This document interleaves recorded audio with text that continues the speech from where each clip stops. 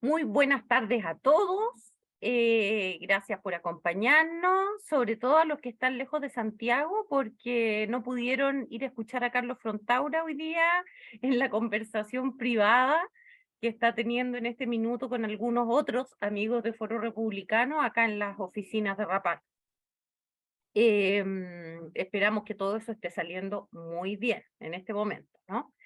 Nosotros continuamos con nuestro ciclo de abordar temáticas que son muy actuales, pero que las queremos abordar desde el punto de vista de la antropología de siempre, ¿cierto?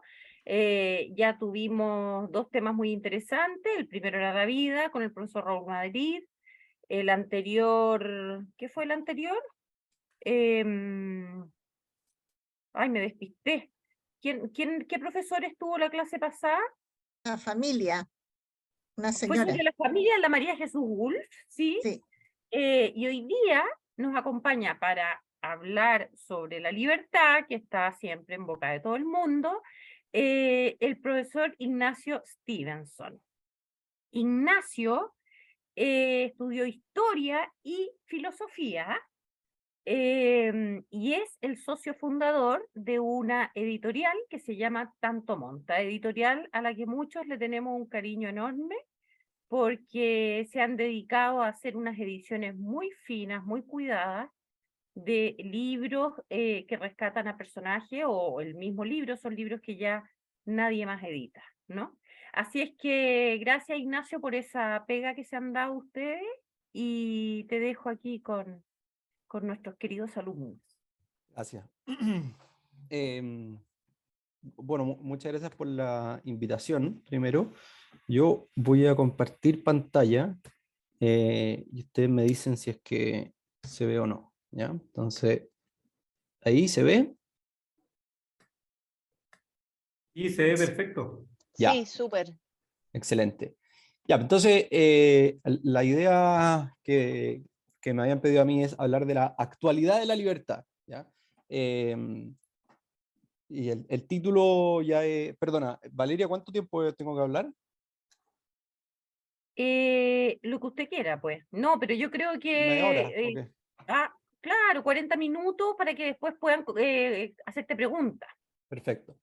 Entonces, lo primero que a mí me pasó por la cabeza, digamos, eran mis clases de metafísica por el año 2015, en que, claro, la libertad es la máxima actualidad del ser personal. Pero supuse que no era el enfoque que se le quería dar a esta sesión. Sí, la actualidad de la libertad me llevó a mí a pensar en cómo comienzo yo mis clases de antropología filosófica en la Universidad de los Andes para los ingenieros civiles. ¿Ya? Entonces yo le hago clases a alumnos de primer año de ingeniería al primer semestre, o sea, recién están llegando a la universidad. Y la pregunta con la que yo comienzo es la siguiente: ¿existen o no verdades absolutas? Y ahí, naturalmente, todo el mundo está de acuerdo en que no hay verdades absolutas, ¿ya? Salvo uno o dos tímidos que seguramente creen que hay verdad absoluta, pero no están dispuestos a pelearse con los otros 65. Y no hay verdad absoluta. Bueno, hasta este momento estamos bien, ¿cierto? Estamos todos de acuerdo. Y por lo tanto, supongo que todos estamos de acuerdo también en que nadie puede imponer su visión de la verdad a otro. Por supuesto, todos estamos de acuerdo. Ya. Si yo creo que el aborto es malo, no le puedo imponer a otro que no aborte si es que él cree que es bueno. 100% de acuerdo, hasta ahí ningún problema. Bien. ¿Qué pasa entonces si es que yo creo que torturar a alguien es bueno? ¿Ya? Me parece que está bien, digamos. Torturar contra su voluntad. Bueno, ahí empiezan a dudar un poco, pero los que están dispuestos a llevar hasta el extremo, digamos, su visión de las cosas, eh, sí, pueden estar de acuerdo, otros dudan un poco más, y bueno, podemos completar un poco el ejemplo, y uno dice, ¿qué pasa si hay un grupo de personas? Ya, pongamos una ciudad, la ciudad de Curepto, ¿no? En donde todos están de acuerdo en que torturar es lícito no sé, los meses de invierno. Entonces, si es que alguien tortura a otro, no habría ningún problema, ¿cierto? No pueden venir la autoridad central de Santiago a decir, no, mira, no, ustedes no pueden hacerlo, no pueden imponer esa visión.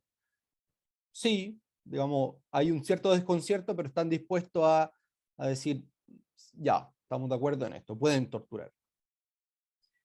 Ya, ¿qué pasa si hay un partido político que dice, mira, dentro de nuestro programa nos parece que la tortura es válida, es lícita y, digamos, nos parece que tiene que hacerse a todos aquellos que, y pongan ustedes el criterio que quieran, digamos, que estudien o hayan estudiado química, ¿ya? Bueno, ese partido tiene derecho a existir y la gente, por supuesto, tiene derecho a existir. Ya, ¿qué pasa si ese partido gana las elecciones? Con amplia mayoría. ¿Ya?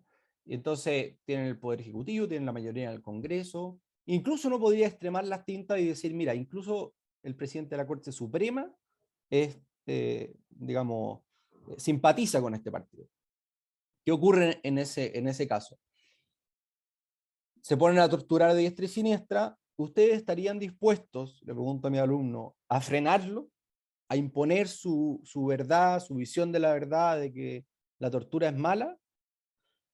Claro, ahí parten los problemas, pero en general hay un grupo importante, una como mayoría más bien tendiente a la totalidad del curso, que se da cuenta que aquí, digamos, hay problemas, que empiezan a haber problemas. Entonces, claro, uno puede pensar esto.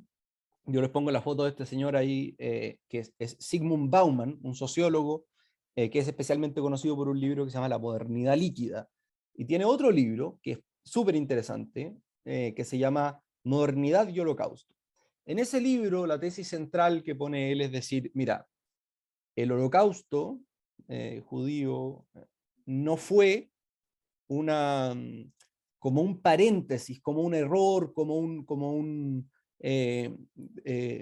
tumor, digámoslo así, no querido, no deseado en el desarrollo del Estado moderno, sino que es una consecuencia natural, dice Bauman, del Estado moderno. Y da, digamos, esa es como la tesis central del libro y él la desarrolla ampliamente. Y una de las cosas centrales, podríamos decir, de su tesis es la siguiente, que cuando no hay valores trascendentes, ¿no?, que superen el cálculo político, la mayoría democrática, etc., entonces el criterio final de lo bueno o lo malo lo decide el grupo, digamos, más poderoso en la sociedad, que naturalmente es el Estado, ¿cierto? Ese es el gran problema, dice Bauman, del Estado moderno. Y por lo tanto, y ahí yo, después de explicarles más o menos la tesis de este hombre a mis alumnos, les digo, cuando ustedes dicen o defienden que no hay verdad absoluta y yo no puedo imponer mi verdad a otra persona, básicamente esos son los fundamentos del Holocausto, ¿ya? Del régimen nazi. Entonces, la idea del curso de antropología filosófica es buscar una filosofía, unos fundamentos filosóficos que nos permitan no terminar en algo así como el Holocausto, que me parece que todos estamos de acuerdo que es malo, ¿cierto? Claro. Y después me han pasado dos tipos de cosas. Después de hacer toda esta introducción, vuelvo a preguntar, ¿hay o no hay verdad absoluta? Entonces, algunas veces, una abrumadora mayoría se da cuenta que hay verdad absoluta, se pueden conocer, se pueden compartir. Y otras veces me llevo el chascarro, por decir así, de que todo el mundo, después de seguir el razonamiento, me parece, dicen, no hay verdad absoluta. Ya, bueno, ahí, en fin, digamos, ya depende de qué se puede hacer con el curso. Cuando uno habla de la libertad, lo primero que me parece que es interesante, importante, es hablar de la persona como fin, ¿ya? La persona humana. Entonces, claro, hay una manera de ver esto, de explicar esto, que es la siguiente. La libertad y la dignidad son dos caras de la misma moneda, ¿ya? ¿Por qué? porque el hecho de que nosotros seamos libres es lo que, digamos, fundamenta filosóficamente nuestra dignidad. ¿Por qué yo no puedo tomar a la persona como medio, sino solo como un fin? Porque es libre, porque se posee a sí misma en el origen. Entonces nosotros podemos pensar en el siguiente ejemplo, ¿ya?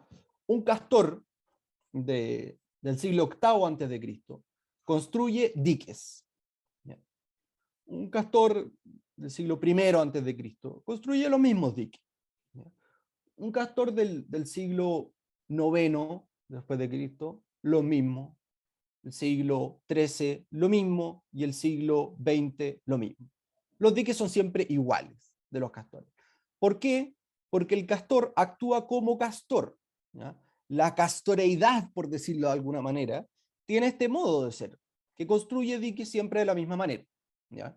Entonces, lo que actúa, podríamos decir ahí, es la especie, ¿ya? No hay ningún castor en la historia genio, digamos, que en un momento dijo, mira, ¿qué pasa si es que hacemos los diques de otra manera y le ponemos por dentro unos ascensores, digamos, y es mucho más fácil? No, ¿ya? Eso no ha ocurrido. Y uno puede pensar, claro, el castor actúa como especie, y por eso los animales son predecibles. Si uno acorrala a un jabalí, el jabalí embiste. Si uno se pone atrás de la pata de los caballos patean. Si uno molesta a una llama, la llama escupe. En fin, y así uno podría seguir con varios ejemplos, digamos, según los distintos animales. No tiene idea qué hacen los ornitorrincos en las distintas circunstancias, pero bueno, no, hay animales que más o menos conocen. El hombre no, el ser humano no. Si yo voy por la calle, en el Paseo de Ahumada, me doy vuelta y le pego un combo a la persona que está atrás mío, sea quien sea, yo no puedo decir qué va a ocurrir ahí. ¿Ya? ¿Cuál va a ser la reacción de este hombre? Una reacción es que quizá piensa que lo quiero asaltar y sale corriendo, otra reacción es que quizá simplemente me pasa la billetera, otra opción es que me pega un combo de vuelta, otra opción es que se pone a llamar a los carabineros, otra opción, digamos, es que me dé un abrazo y te perdono, hermano, digamos, lo que sea. Ya realmente puede pasar cualquier cosa y me parece que todos nosotros tenemos la experiencia de situaciones que se salen completamente de lo normal, ¿ya? De lo esperable incluso. Porque bueno, hay cosas que son esperables. ¿Ya?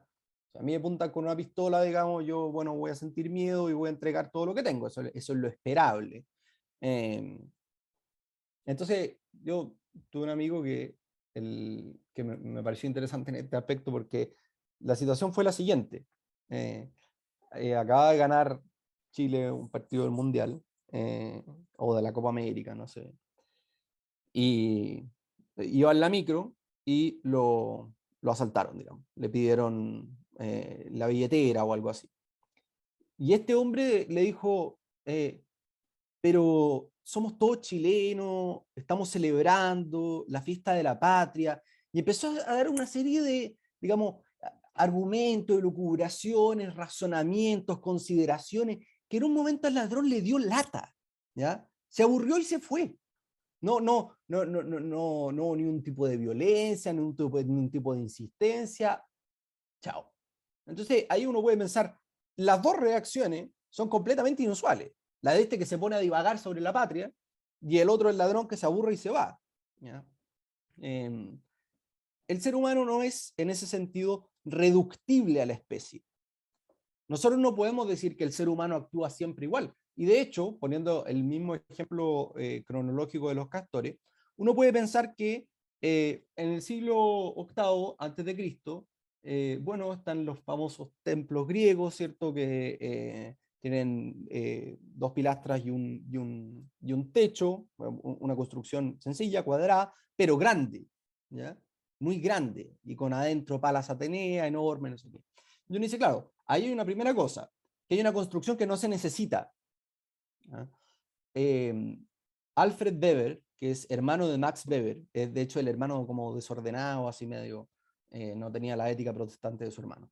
Entonces, Alfred Weber tiene un libro muy bonito que se llama Historia de la Cultura, y en ese momento cuando está analizando la prehistoria, dice, el primer hombre en el primer hombre ya se encuentra algo que es muy interesante, porque él dice, el hombre no es solamente un animal, por decir así, que pone medios conforme a un fin, ¿ya? Dice, eso lo hacen también los insectos o cualquier tipo de animal, ¿ya? Un animal que quiere, un león que quiere perseguir a su presa y ve un río entre medio, bueno, el medio es buscar un lugar por donde pasar por el río, perfecto. Pero el hombre tiene algo más, y una de las cosas que este hombre, que Alfred Weber menciona, es que desde el primer hombre conocido hay vestigios de huesos, y de huesos, por decir así, trabajados, puestos en un sepulcro, enterrados, quemados. Entonces, de alguna manera, él dice, desde muy temprano, el hombre tiene como una visión de lo absoluto, de no estar solo, de que él tiene, que hay una parte de sí mismo que no se reduce solamente a lo biológico, sino que lo supera, y por lo tanto el mismo hombre va como evolucionando y no sé si evolucionando la palabra, pero desarrollándose, y en un momento que eran nómades, después son sedentarios, después de cazadores recolectores, pasan a no sé qué. Bien. Entonces tenemos un primer caso extraño en la historia de la humanidad, ¿cierto?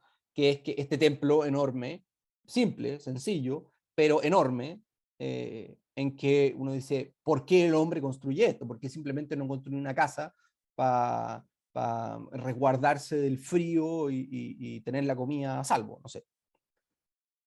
Pero después uno avanza un poco en el siglo I antes de Cristo. Nosotros vemos un templo que ya no es 2 pilastras y un techo, sino que tiene una inmensa cúpula encima, que es el Panteón Romano, ¿cierto?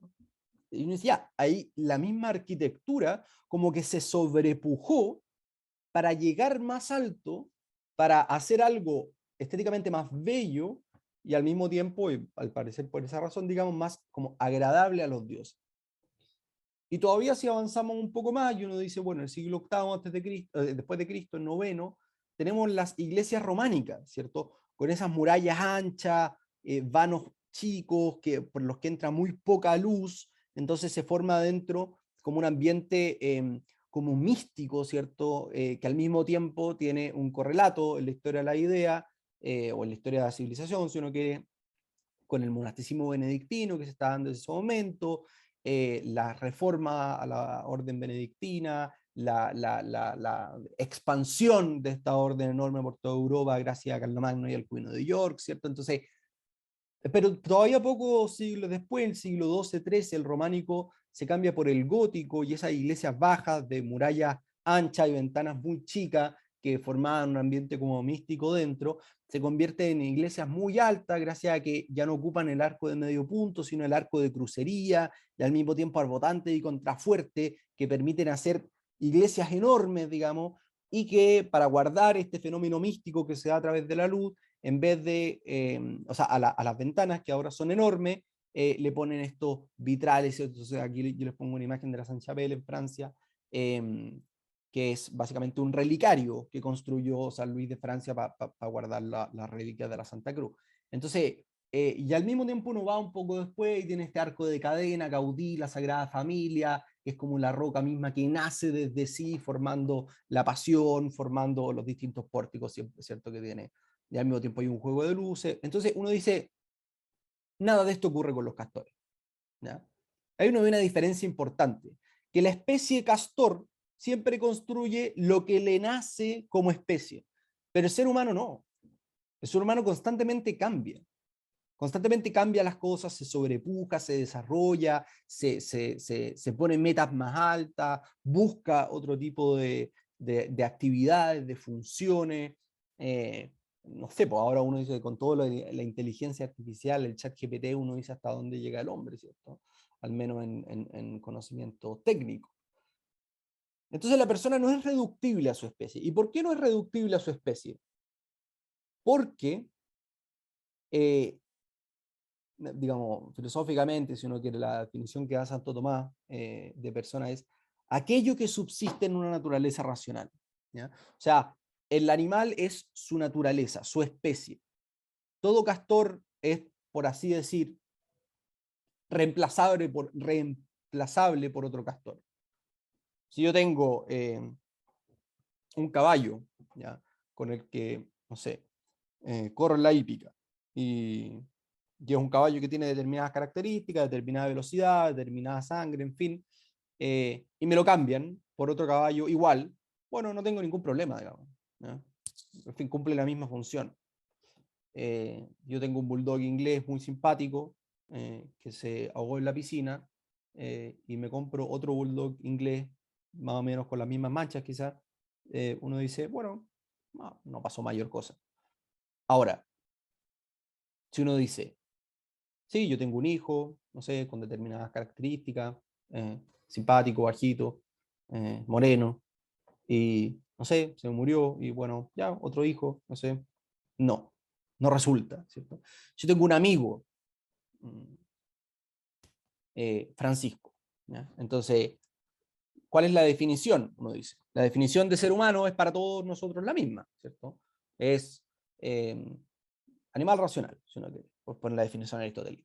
Ya, entonces, yo te pongo el ejemplo, tú llevas ahí, no sé, fuiste compañero de colegio de Francisco, entraron juntos a la universidad, emprendieron juntos, las señoras son amigas, las familias son amigas, los hijos, no sé qué, uno es padrino del otro, no sé qué.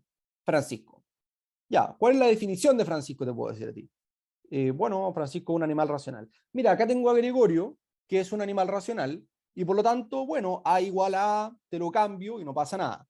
Y uno dice, parece que no funciona. ¿Por qué? Porque la persona no es la especie, es aquello que subsiste en la especie. Y subsiste de una manera propia, única, irrepetible, justamente porque es dueño de sus propios actos. ¿Ya? Porque al tener inteligencia, voluntad, no es un individuo más de la especie, sino que cada uno es único, un mundo, un microcosmos, dice Max Scheler. En este sentido, uno puede decir, a ver, si es que hay, no sé, la abeja reina, ¿ya? Cuando hay una segunda abeja reina, lo que hace la colmena es echar a una de las dos, ¿ya? O las dos abejas reinas se pelean a muerte, ¿ya? Entonces hay dos opciones, una muere o se va una de las dos abejas reinas, habitualmente la vieja, trata de fundar otra colmena o se muere, ¿ya? Acá no ocurre lo mismo, ¿ya? En el ser humano no ocurre lo mismo. No es que, bueno, no sé, hay un perro callejero y es un problema, entonces lo mato, ¿ya? No ocurre así con la persona porque no, como no es uno más de la especie, digamos, reemplazable por otro, entonces no se puede disponer de ella en favor de la especie como un medio, ¿ya?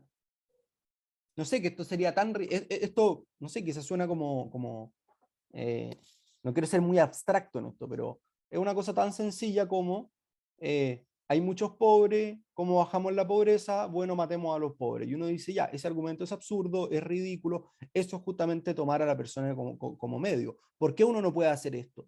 Porque cada persona vale por sí misma, tiene una dignidad infinita y ninguna superior a la otra. De modo que la dignidad se fundamenta en la libertad. Y acá hay un primer punto que me parece central. La dignidad se fundamenta en la libertad. Son dos caras de una misma moneda, ¿ya? Y, déjame bajar esto, va, ahí. La libertad de la persona como fin. Después nosotros podemos ver una cosa ya como entrando a un terreno más, no sé, concreto, actual, digamos, dentro de las discusiones actuales. Hay un miedo, por decir así, en las personas de cómo yo vivo mi vida. Entonces, un gran miedo que existe hoy día, quizás sobre todo en la juventud, pero me parece que es más o menos transversal etariamente, es el problema del compromiso, ¿ya? ¿Hasta dónde yo soy? Una de las definiciones que se da de hombre, no sé si definiciones, descripciones, pero es que es capaz de prometer, es capaz de decir, esto que te digo ahora, lo voy a sostener y va a ser parte de mi vida, ¿cierto? Eso es el matrimonio, por ejemplo. Entonces, el problema del compromiso hoy día molesta. Yo trabajé un tiempo, digamos, con colegiales, y los colegiales tienen siempre este problema, que confirmar algo, comprometerse con algo, puede implicar perderse algo mejor que salga después. Entonces tienen que estar hasta el último momento diciendo, te aviso, te confirmo, porque no vaya a ser que me pierda otra cosa que para mí sea importante. Entonces, el problema del compromiso. Y uno puede decir, claro, la persona que no sé, tiene un compromiso. Entonces tiene un compromiso eh, eh, con su familia, ¿no? Tiene un compromiso con su familia, con su cónyuge, con su hijo. Entonces, ¿qué se dice hoy día? No te pospongas, ¿no? Guárdate para ti, cumple tus proyectos, desarróllate. Y después, digamos, ya los hijos, digamos, cuando ya no podáis tener hijos, trata de tener hijos, etc. ¿Por qué? Porque eso como que te constriñe, te obliga a que ya no podéis dormir bien, porque el cabro se levanta 8 veces en la noche, porque está resfriado, digamos, por la razón que sea. Entonces tú eso que querías hacer, ese gran proyecto, ya no lo podías hacer. Lo mismo con el matrimonio. Yo tengo un amigo que, digamos, es filósofo, y su señora es diseñadora de traje de baño, ¿ya? Entonces, claro, el sueño de este amigo, que además es un genio, fue siempre irse a estudiar a Alemania, ¿ya? A Austria, algunos de esos lugares en los que no hay que vivir, digamos, si uno tiene un poco de amor propio. Y el de su señora fue Australia, no sé, digamos el Caribe, cosas.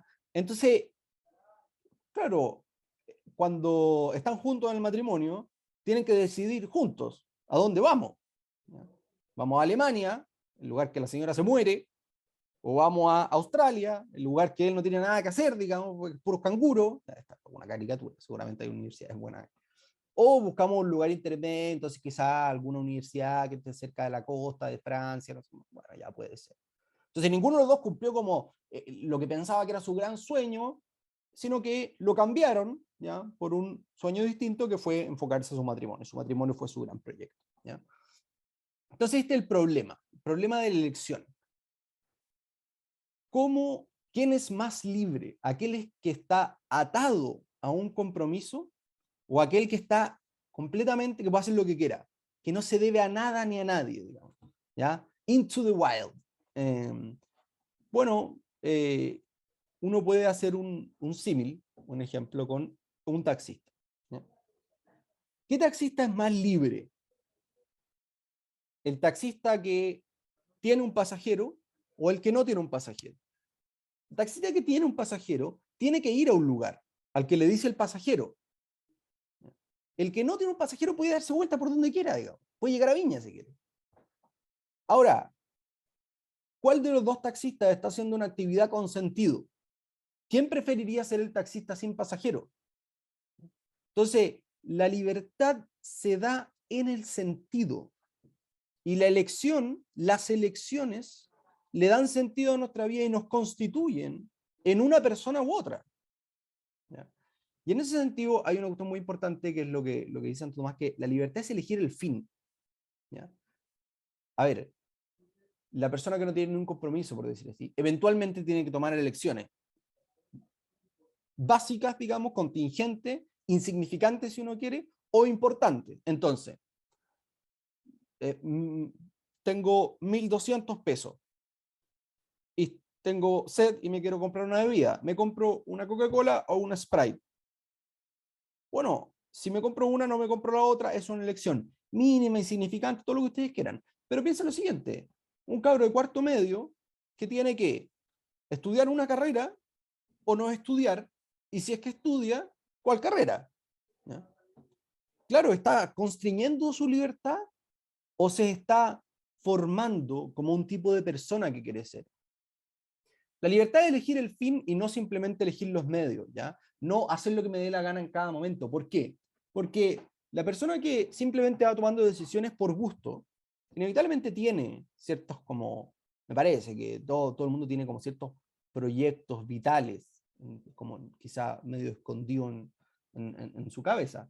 Pero imagínense el caso del completamente, ya del millennial ñuñoíno. Entonces, mira, yo me salí del colegio y entonces en ese momento yo estaba fascinado con la danza, entonces me metí a una academia de danza, ¿ya? Y después resulta que me dio con la fotografía y me fui a Barcelona, ya, beca Papito Corazón, y en Barcelona tuve un curso de fotografía, lo pasé increíble, y después volví para acá, y resulta que, no sé, recorrí Chile completo en moto, y quizá al final yo digo, pucha, pero yo quería ser abogado. Entonces, y claro, ahora tengo 35 años y parece que ya no lo fui, porque siempre fui eligiendo los medios, y claro, si uno elige medios, uno elige un camino, pero no sabe a dónde lo lleva, y quizá te lleva a un lugar donde uno no quiere estar. El clásico caso el de la drogadicción, ¿cierto? Un pitito de marihuana, una cosita, una pastillita, unos honguitos mágicos, y eventualmente uno dice, chuta, y ahora dependo completamente de esto, tengo que ir a un centro de desintoxicación, y yo nunca quise estar acá. Claro, no, eso no fue lo que tú buscaste, pero nunca pensaste en qué estabas buscando. Simplemente fue como la pasión de cada momento. En cambio, si yo elijo el fin, claro, tengo que cargar con un montón de medios que son difíciles, digamos, que no quiero. Entonces, un verano sin polera. Ya, ¿qué implica un verano sin polera? Bueno, que se acabaron las tortas, digamos, que se acabaron las masas, que tengo que hacer deporte, un montón de cosas insalubres que los seres humanos no deberían hacer, ¿cierto? Entonces, claro, yo digo, bueno, sí, pero estoy dispuesto a esos medios, porque después, en fin, voy a jugar paletas sin polera y, bueno, ya, no sé.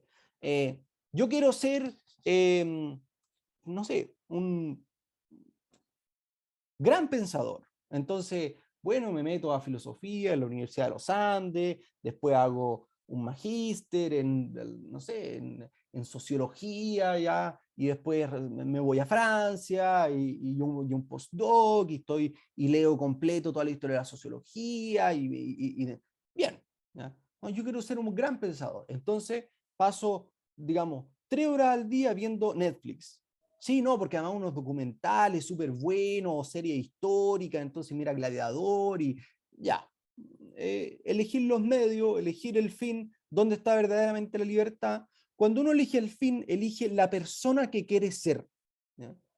Cuando uno elige los medios, uno se pone como a disposición del mundo, ¿ya? De las modas del momento, como hagan de mí lo que quieran, ¿ya? Esto es una cosa como que el mundo te dice constantemente, haz lo que queráis, libérate, date un gusto, no sé qué, haz todo lo que quieras. Y al final, uno puede pensar, vas a hacer exactamente lo que yo quiero. Y eso es lo que ocurre. San Agustín en un momento dice, perdón, Benedicto XVI, en la homilía Prolegendo Pontífice del 2005, dice, parece que somos zarandeados por cualquier viento de doctrina, ¿ya? Bueno, y hemos pasado, dice, del marxismo a un liberalismo radical, del ateísmo a un vago misticismo religioso, en fin, ya así da como varias distinciones. Dice, no, el cristiano tiene otro criterio. En fin, esto no es una clase de teología, pero me parece interesante la idea como decir, zarandeados por cualquier viento de doctrina, ¿ya? Entonces, lo que me digan en un momento, yo lo creo. Y esto me parece que en Chile es una cosa que se ve como muy claramente, ¿ya? Hace 15 años, nadie hablaba de la ecología, del reciclaje, no sé qué. Y hoy día, bueno, en varios lugares se va instalando, hay puntos limpios, no sé qué. Hace 20 años, fumar era un choro, como dice un diputado, ¿cierto? Era como bien visto, no sé. Hoy día, fumar es prácticamente pecado mortal, digamos, ¿ya? Antes de que partiera la pandemia, tener mascarilla era ridículo en el metro. Hoy día es lo más normal que la gente ande con mascarilla porque entre todos nos cuidamos, no sé qué. Bueno, entonces la libertad está en elegir el fin. Vamos un poco más adelante. Y acá hay digamos, una idea que me parece muy interesante en este sentido, que es la siguiente. No sé por qué hay una línea azul acá, quizá la puse yo, pero no me di cuenta. Bueno, el sentido de la libertad, ¿cierto? Lo que hablamos al principio, que está en el fin, en el tipo de persona que yo quiero ser, tiene como no sé, una condición, ¿ya? Que es ser capaz de eso. Entonces, pongamos el ejemplo de la amistad, ¿ya? La amistad es una concordia de corazones, ¿cierto? Idem volens, idem nolens, decía Cicerón, querer lo mismo y rechazar lo mismo, ser como un alma que sostiene a dos cuerpos. Santo Tomás dice que la amistad es tan perfecta la unión que se da entre dos amigos que cuando uno le cuenta a otro un secreto parece que nada ha salido del propio corazón, ¿ya? Bueno, la amistad es una cosa muy bonita y como muy deseable. Ahora, la amistad exige, bueno, acompañar al amigo en las buenas y en las malas, estar, digamos, muy disponible para él, ayudarlo en determinadas cosas, no traicionarlo, en fin, si me cuenta un cagüín, que como que me pican los dedos por contarle a otro, pero me lo tengo que guardar porque es un secreto que él me contó. Exige un montón de cosas que uno podría traducir en virtudes, ¿cierto? Fortaleza, no sé, longanimidad, digamos. Yo no voy a decir, ya, estas virtudes, la virtud, es lo que hace al hombre como estable, ¿ya? Dueño de sí mismo, y no dependiente del momento. La virtud es lo que me permite que la cabeza gobierne sobre el resto del ser humano, sobre las pasiones, sobre las sensaciones, sobre los sentimientos, que los ordene, que los encauce, y de ese modo dirigir, ¿ya? Como completamente hacia un lugar, hacia una meta, hacia un destino. El hombre que tiene virtudes, dueño de sí mismo, no es esclavo de los medios, es capaz de decidir quién quiere ser según la elección del fin. Y acá yo les pongo esta imagen porque este es Eneas, ¿ya? Eneas es el gran héroe de Roma, ¿cierto? El personaje fundamental de la Eneida, escrita por Virgilio en el tiempo de Augusto. Entonces, Eneas tiene varias gracias, ¿ya? La Eneida, digamos, un libro como para llorar en cada página, pero tiene una cosa que, resumiendo un poco, y en los clásicos no hay spoiler, así que no se preocupen, pero Eneas es un troyano que en la guerra de Troya, cuando entran los griegos y están quemando la ciudad, se levanta y, bueno, se quiere ponerse a pelear para defender su ciudad. Y se le aparece Héctor, ¿ya? El gran héroe troyano. Y le dice, no, los lares y penates de la ciudad, los dioses de la ciudad, en los que se fundamenta la ciudad, yo te los entrego y tú tienes que fundar una ciudad que durará para siempre, Roma, ¿ya? En el Lacio. Entonces, toma a tu padre, Anquises, y a tu hijo, Julio Ascanio, de ahí viene la dinastía Julia de Julio César, y por adopción Augusto, y se va, ¿ya? Se va y tiene, no sé, digamos, 3 o 4 libros que son de puras desgracias de Eneas y sus compañeros. Entonces, digamos, se le hunde el barco, naufragan, lo atacan, es realmente como una historia de penurias. Hasta que llega a Cartago, donde está la reina Dido. Y la madre de Eneas, que es una diosa, es Venus, está muy preocupada porque en Dido están las armas de Atenea, y Atenea, digamos, no le tiene buena a Roma porque hay una profecía de que Roma va a destruir Cartago. Entonces, cuento corto, Venus le pide a Cupido que los enamore, que los fleche, ¿ya? Y los flecha, se enamoran, Eneas con Dido, esta reina de Cartago, se casan, digamos, Eneas hace rey, tiene esta ciudad próspera, tiene súbdito, está profundamente enamorado de Dido, y Zeus manda a Mercurio y le dice, no, po, tu misión es otra, tu misión es ir a fundar una ciudad que sea eterna, Roma. Entonces, chao, Cartago. Y uno podría pensar, Eneas ya fue piadoso, o sea, el apelativo, todos estos héroes tienen un apelativo, el apelativo de Eneas es el Pius a Eneas, el piadoso Eneas. Eneas ya dejó su ciudad, digamos, con tristeza, en vez de pelear, morir como un héroe, tuvo todas estas calamidades, llegó al fin, digamos, a un lugar donde podía estar tranquilo, se enamoró, era rey, y los dioses le dicen, no, esto no, tenéis que irte. Y Eneas, sin chistar, digamos, se va, ¿ya? Entonces, para el romano, ¿cuál es la formación para el romano?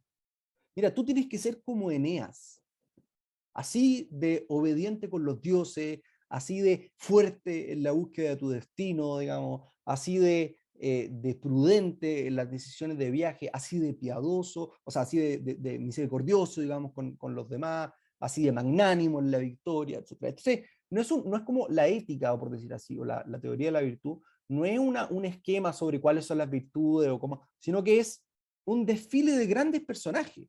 ¿Ya? Entonces, Marco Furio Camilo, en Roma, ¿ya? Uno de los grandes del origen de Roma. Entonces, Marco Furio Camilo fue 5 veces dictador de Roma, y en un momento, por unas triquiñuelas senatoriales, lo expulsan de Roma, lo exilian.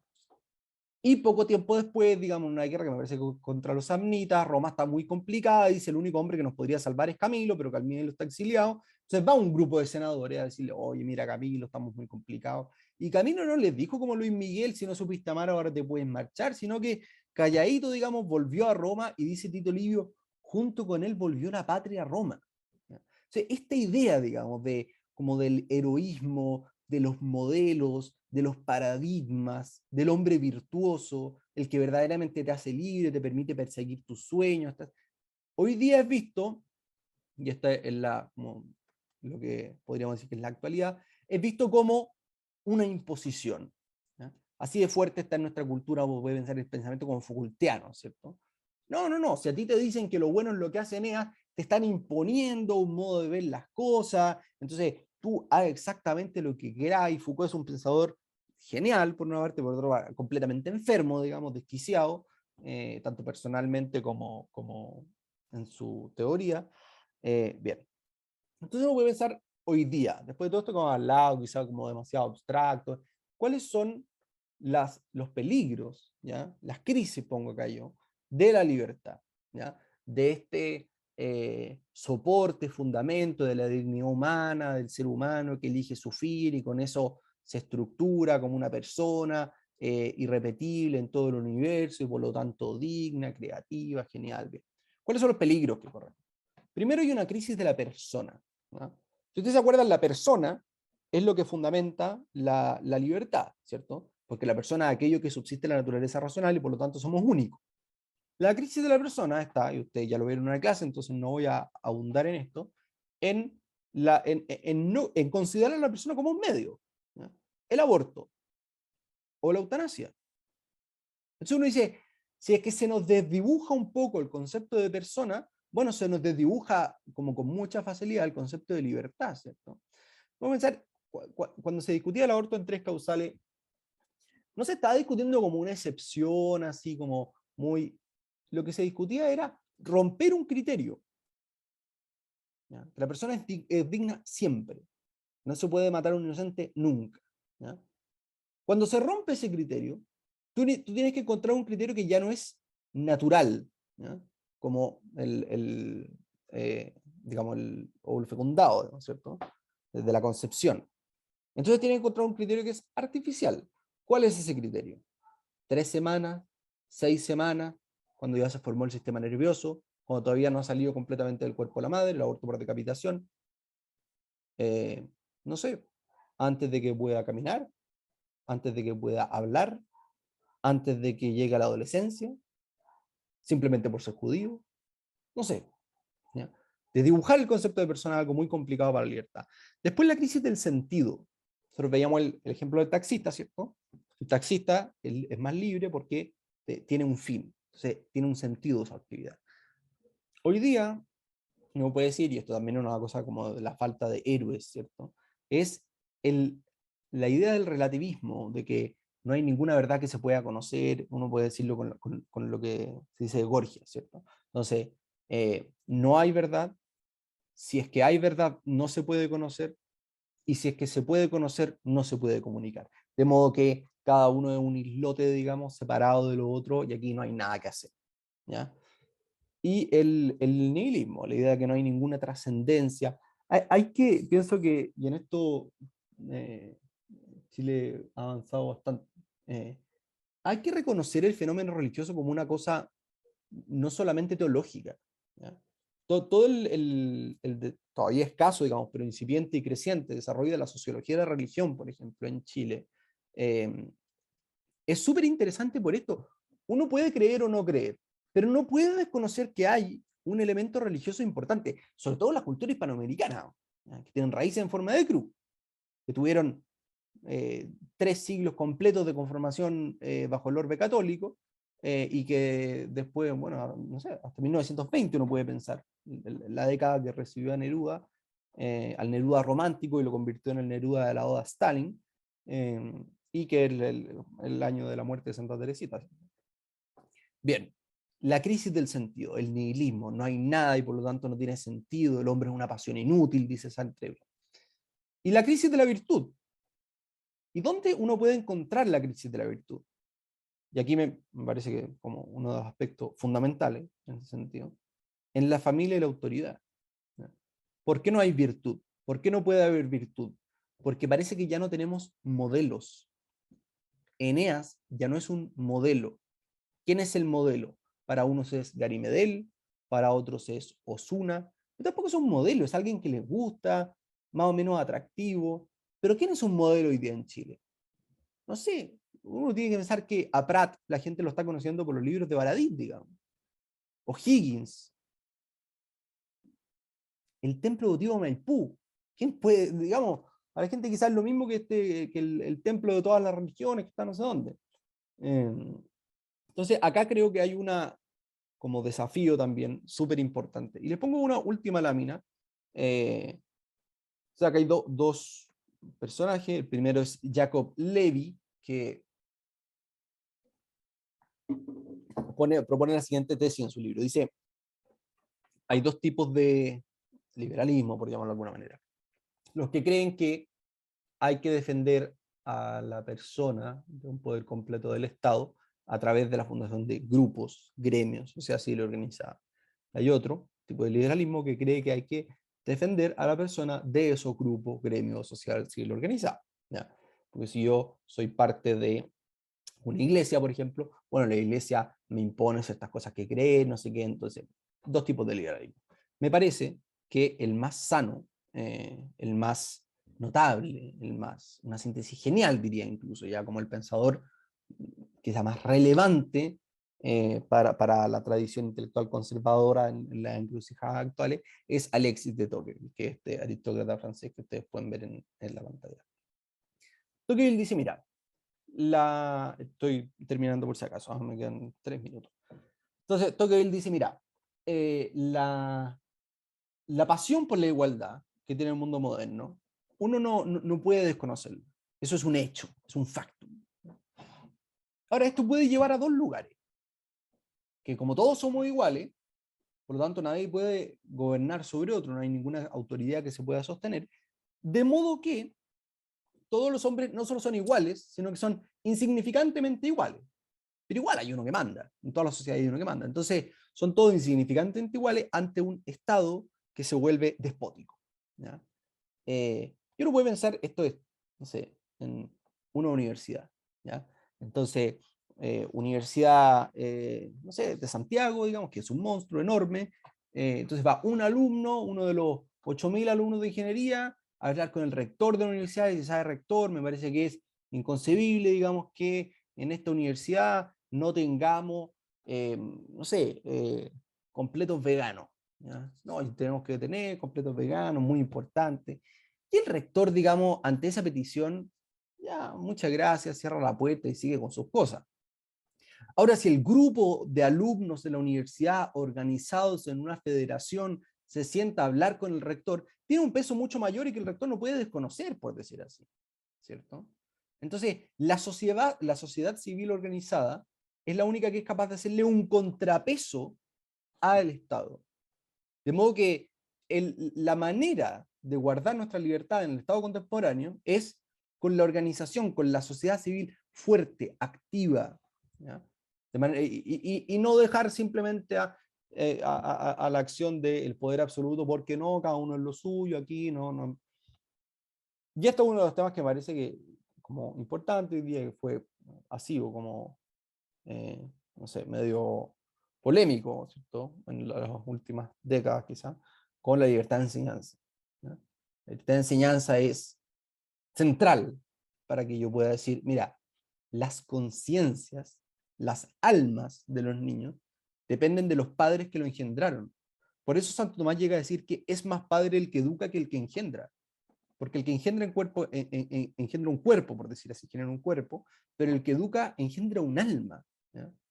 Entonces, no se puede dejar las manos de la educación a la deriva de, como decíamos antes, cualquier viento de doctrina. Sobre todo pensando en las tres crisis que hablábamos antes que recorre la libertad en nuestra época. Bien, me callo, espero que se haya entendido más o menos esto y podemos hacer cualquier pregunta que quieran. Ya, les voy Ignacio, a pedir a todos que recuerden que son preguntas, ya, más que comentarios, para que aprovechemos la presencia del profesor, que sean cortitas para que todas puedan participar, ya, y traten de pedir la palabra, y yo sé, Magdalena, que tú la vas a tener la primera, ¿ya? Ya, dale nomás, Magdalena, pregunta. Ignacio, la libertad tiene que estar siempre encauzada al bien, porque de lo contrario, como que es libertinaje, ¿o no? Mira, uno puede pensar esto de la siguiente manera. Las decisiones que nosotros tomamos, las decisiones fuertes, digamos, y no solo, no solo las decisiones triviales, como qué tipo de cerveza me tomo cuando voy a un bar.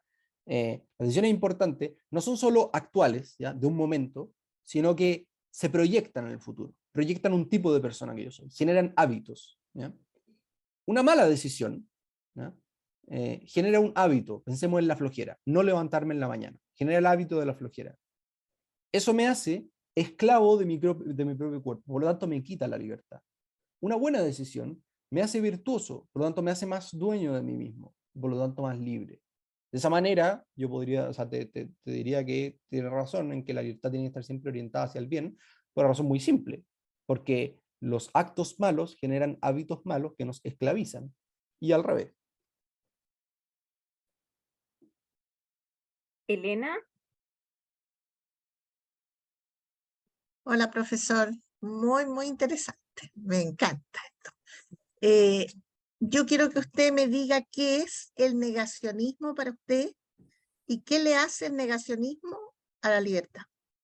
Perdón, ¿qué estás entendiendo por negacionismo? Lo que están hablando los políticos.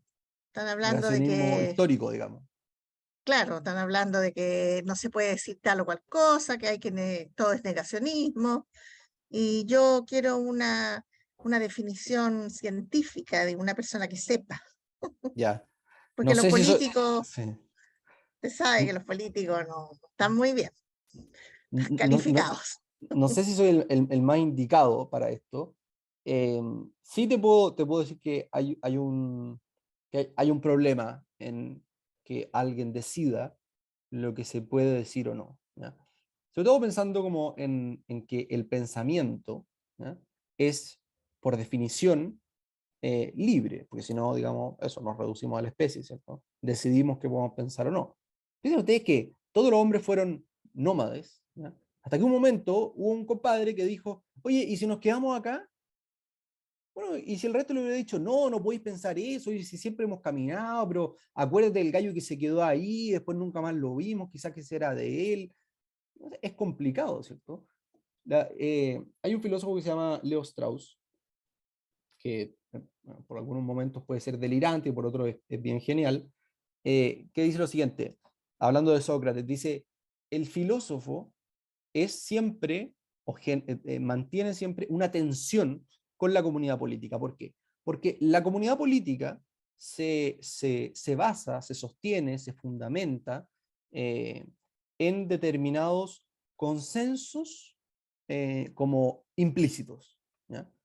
Bueno, consenso implícito de nuestra sociedad, que la democracia es el mejor sistema de gobierno. ¿Ya? Uno puede pensar, si alguien sostiene que la monarquía es un mejor sistema de gobierno, eh, ya, nadie le va a decir nada, simplemente no lo van a escuchar. Este es un loco. ¿Ya? Y uno dice, ya, ahora bien, la monarquía ha sido el sistema político de prácticamente toda la historia hasta hace 2 siglos. ¿Ya? La democracia es un fenómeno completamente reciente en la historia universal. Y sin embargo, hoy día estamos completamente convencidos de que la democracia es el sistema y que no se puede pensar ninguna otra cosa. La ciencia. No, la ciencia es el vector fundamental. Si la ciencia dice algo, tenemos que creer eso. Entonces, a ver qué dicen los científicos y las journals de no sé qué. Y uno dice, bueno, no sé, en la pandemia vimos los problemas que generan la ciencia cuando no tiene una buena relación con la política. En ese sentido, cuando habla de negacionismo, es natural, me parece a mí, que el Estado quiera como resguardar determinados consensos implícitos, pero también es natural para la persona pensar más allá, ¿ya? Si es que nadie hubiera pensado dentro del régimen nazi que esto era complicado, digamos, que generaba ciertas tensiones importantes, quizás se hubiera extendido con mucha facilidad. Pero no, hubo personas valientes que, imagínense Solzhenitsyn en Rusia, ¿ya? O sea, son esos casos los que permiten, justamente como purgan, ¿ya? Purifican a los estados, digamos. Eso es lo que te puedo decir por ahora, ya el tema de la discusión actual prefiero no meterme más. Muchas gracias.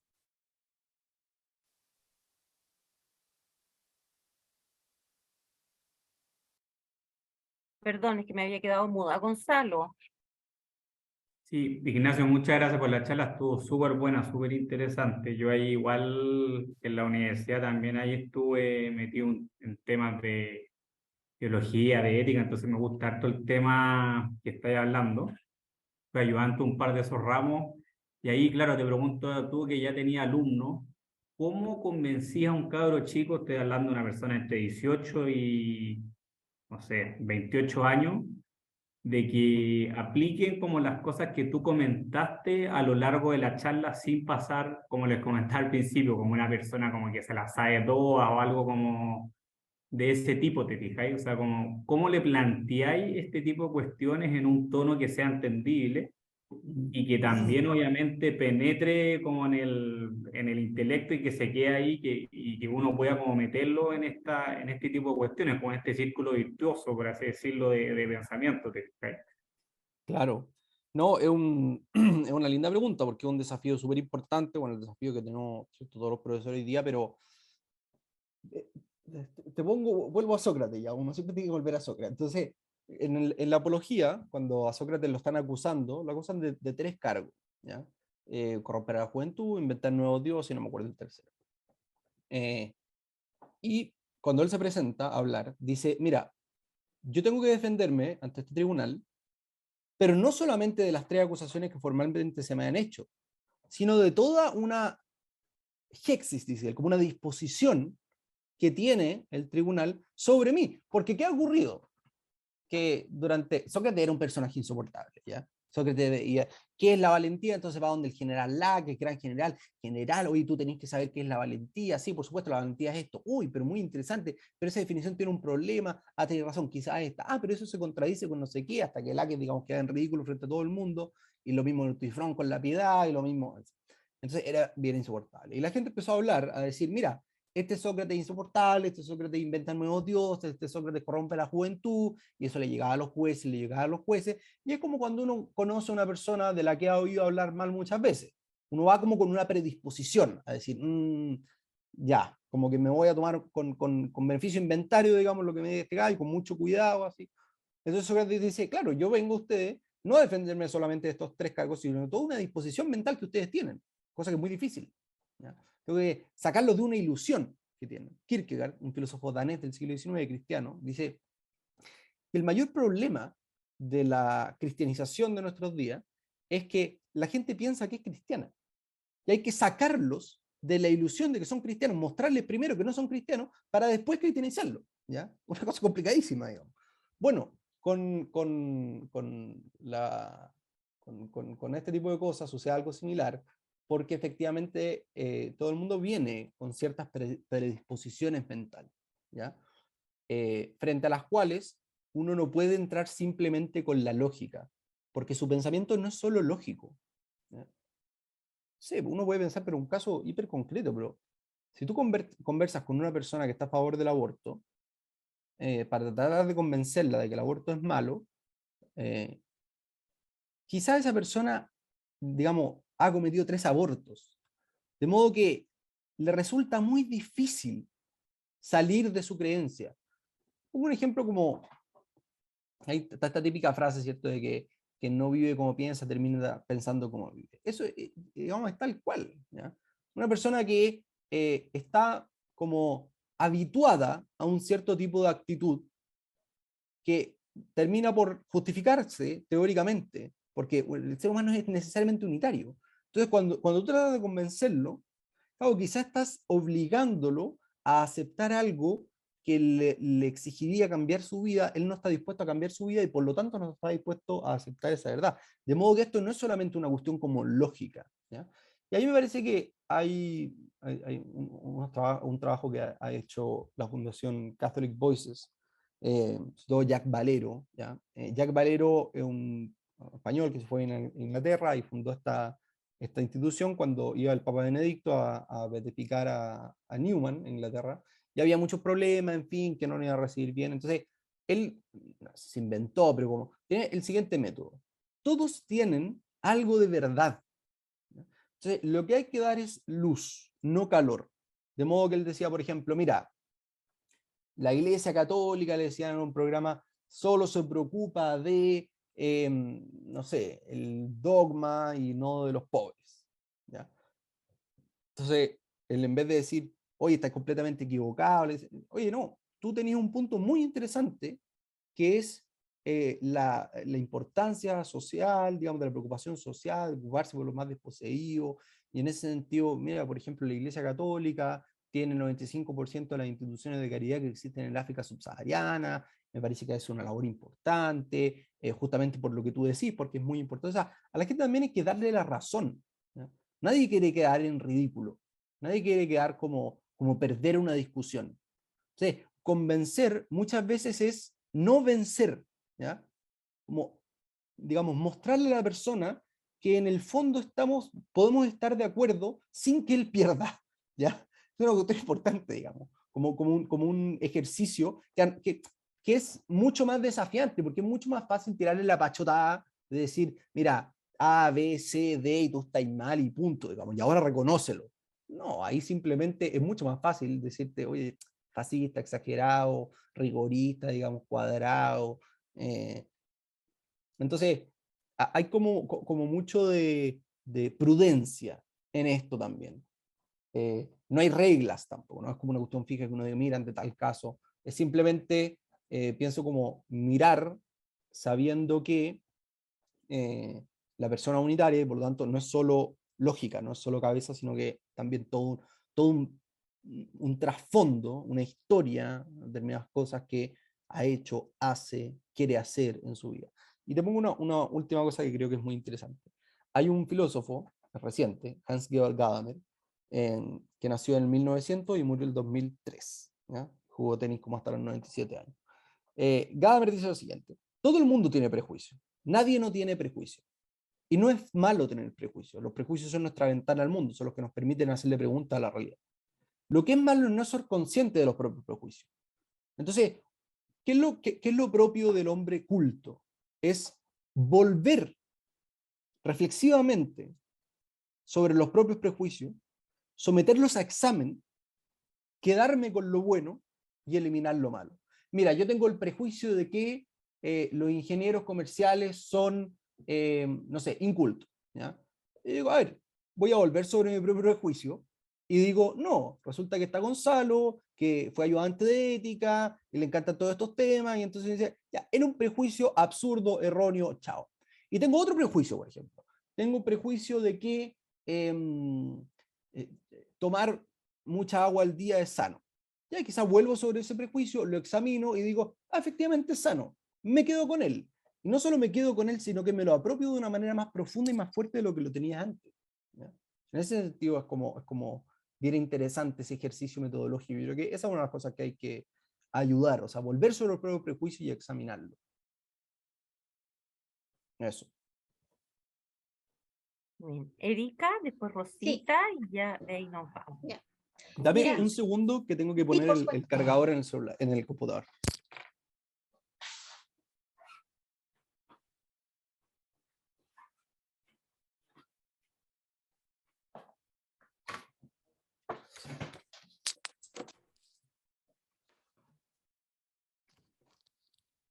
Perdón, dale, Erika. Ya, mira, te quería preguntar un poco el tema de educación. Que tú hablaste bien preciso, pero ahondar un poquitito ahí. Educación, cierto, es un tema que está súper manipulado, súper tendenciado, súper intervenido. ¿Cómo se arregla este tema? Porque en el fondo se va contra la familia se va contra el ser humano, le hacen tomar decisiones, ponte tú, tendenciadas a estudiantes como de 14, 15 años, que es irreversible para la vida. Estoy pensando en el género. Entonces, Sí. este tema tan duro, ¿qué pasa ahí? Porque en realidad esto no tiene vuelta. No tiene vuelta porque si a una persona la están induciendo desde pequeña, que no es lo que debe ser, la ley natural, y por otro lado, el Ministerio de Educación se presta para todo esto, se presta porque se presta con los libros, se presta con el vocabulario inclusivo, se presta con todo. ¿Por dónde iría ahí la solución de la normalidad o el derecho, la ley divina, la ley normal, todo ese tema? ¿Por dónde va? No sé si existe bibliografía o no existe nada. Eso. Sí, no, existe muchísimo. No, a ver, mira, piensa tú que este es un tema que fue la gran batalla, o por decir así, en el siglo XIX, ya, después de la cuestión del sacristán, que fue el 56, en 1864, cuando se funda el Diario Independiente, el Partido Conservador tuvo por primera vez como una matriz ideológica, ya, como una estructura, que fue a través de dos personajes geniales, que son Abdón Cifuentes y Carlos Walker Martínez, y otros alrededor que fueron como sus maestros, Joaquín Larraín Gandarilla, ¿cómo se llama este? Irarrázaval, Manuel José Irarrázaval, que el profesor Gonzalo Rojas escribió un libro, en fin. El tema central desde el cual estructuraron su pensamiento fue el problema de la educación libre. Porque los liberales querían que no haya educación libre, súper liberal, ¿ya? Porque querían que el Estado controlara la educación, dijera qué es lo que se tiene que estudiar, porque de esa manera ese problema, digamos, que lo ganaron los liberales, entre otras cosas por el intervencionismo electoral, se ha ido agrandando, hasta un momento que el Ministerio de Educación hoy día es un monstruo, ¿ya? Enorme, digamos. Entonces tú decís, teóricamente hay mucho que leer, por de pronto los discursos de Cifuentes, ¿ya? Que es genial. Pues hay un libro que a mí me gusta mucho, viene de cerca recomendación porque el autor es tía mía, digamos, pero Educar a la Francesa, un libro precioso, sobre el comienzo de la educación femenina en Chile, de Alexandrine de Latay. Y bueno, en fin, ahí depende si te querés meter desde la historia, desde la sociología, desde la filosofía, pero hay muchísimo escrito. Klaus Droste, por ejemplo, La palabra paterna, Gonzalo Letelier, tiene un artículo sobre la subsidiariedad y el problema de educación, Alejandro San Francisco, algo similar. Entonces, claro, ¿qué se hace? Bueno, es como una súper pregunta. Yo pienso que nosotros tenemos que saber como el lugar en el que estamos, ¿ya? Estamos muy atrás. O sea, si es que hoy día estamos, por así decir, discutiendo sobre si es que la educación tiene que ser con lenguaje inclusivo o no, es porque hace siglo y medio, digamos, perdimos la discusión de que el Estado se meta con tanta fuerza en los programas educacionales. Si hoy día de hecho no hay libertad de enseñanza en el siguiente sentido, el Estado te dice exactamente qué es lo que tú tienes que enseñar, ¿ya? Si tú quieres tener un ramo de, no sé, francés, ¿ya? Es muy difícil, porque tenéis que pasar toda la materia que te dicen en matemática, tenéis que pasar toda la materia que te dicen en lenguaje, que además es todo horrible, digamos, que en vez de leer el Quijote, están todos los años con emisor, mensaje, receptor, código, canal, contexto y punto, digamos. Y después, en fin, ya los contenidos del Estado pueden ser malos, pero es que además que el mismo hecho que el Estado te ponga contenidos, o sea, ¿qué pasa si yo quiero tener un colegio? Este es un tema que me apasiona ya, pero la historia de educación, desde el debate fundacional, que fue Platón contra Isócrates, y Sócrates es un retórico, no es Sócrates, es otro, se fundó desde siempre en la historia de la lengua, ¿ya? Del latín, del griego, del latín. Me voy a pensar, ¿qué fue lo que estudió Luis XIV? ¿Ya? El hombre como más preciado de Francia, el que todo el mundo tenía que como cuidar para generar el mejor rey posible. ¿En qué se basó su educación? Latín, francés y algo más que se me olvida en este momento, que seguramente son matemáticas, ¿ya? Punto, digamos, punto. Si uno tiene que conocer la lengua, ¿por qué va a ser un cabro de séptimo básico experto en el aparato de Golgi? ¿Ya? Entonces, digamos, si tú quieres hacer eso hoy día, que es como se ha vivido la historia de la educación hasta comienzos del siglo XX, no tenés ninguna posibilidad, porque la cantidad de materia que te exige pasar el Estado es enorme. Entonces, claro, estamos discutiendo nosotros ahora sobre si hablamos o no hablamos con lenguaje inclusivo, pero el punto es que nosotros tenemos que saber que la barrera está muy corrida para acá. ¿Ya? O sea, esta es una batalla de largo aliento, ya, o sea, digamos, no digo 30 años, estoy pensando en 100, ¿ya? Y en ese sentido, ¿qué es lo que uno tiene que hacer? Primero, pienso, esto como cosas como fundamentales, hay un montón de otras cosas que pueden ocurrir, pero primero, no perder una tradición de pensamiento importante. Y en ese sentido, conocer a los grandes chilenos, ¿ya? Conocer a Don Cifuentes, conocer a Gabriela Mistral, conocer a Mario Góngora, conocer a don Jaime Izaguirre, en fin, no perderlo. Y ya, esta es la pega que hacemos en Tanto Monta, o sea, porque por eso que como que me toca de cerca, pero a Jaime Izaguirre no se lo edita, no porque no sea un gran historiador o porque no venda, que de hecho vende, digamos, sino porque las editoriales son progresivamente más tendenciosas, digamos, más ideologizadas. De modo que es muy difícil que se le publique. No perder esa tradición. Segundo, no dar batallas por perdidas, ¿ya? En el sentido de que, ya, uno dice, las facultades de educación, de humanidades, de ciencias sociales están súper ideologizadas, sí, pero siempre hay un par de personas, ¿ya? En Tanto Monta, por ejemplo, hay uno de los integrantes que militaba en la J, ¿ya? La Juventud Comunista, y ahora está trabajando con nosotros, ¿ya?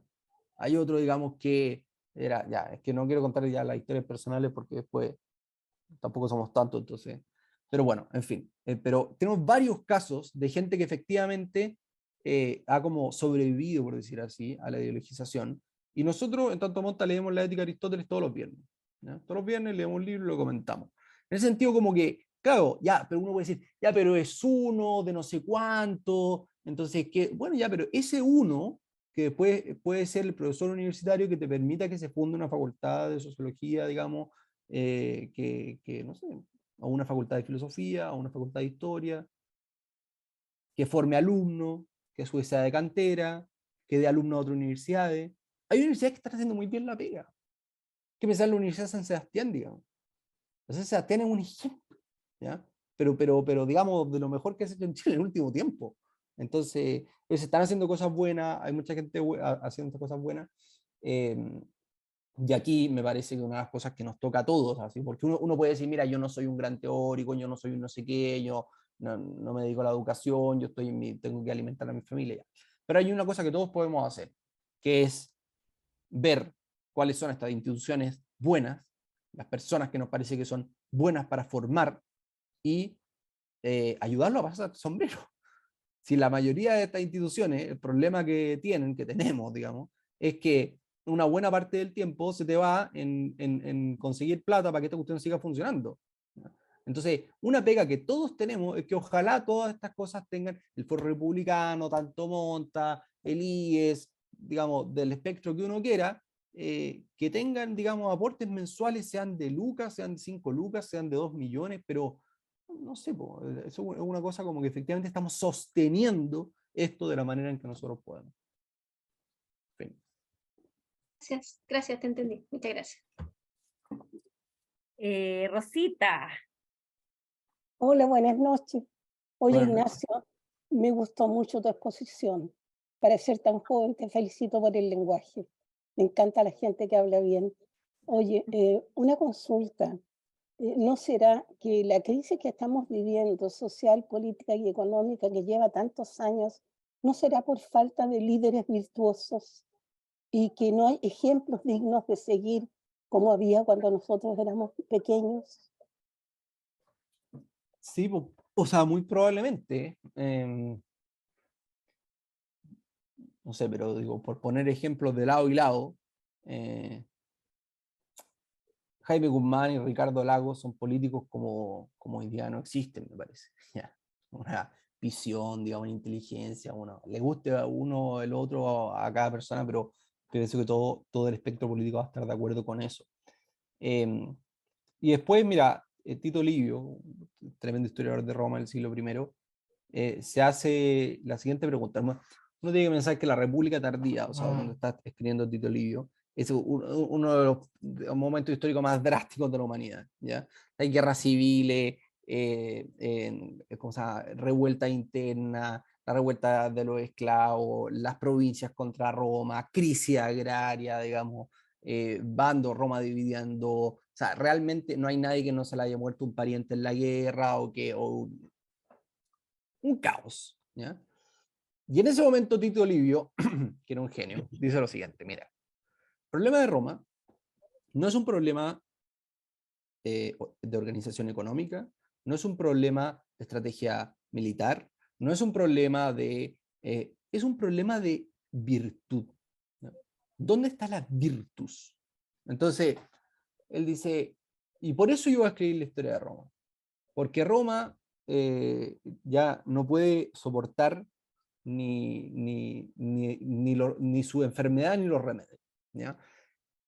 Y se sienta a escribir, y lo que él trata de hacer es poner estos ejemplos.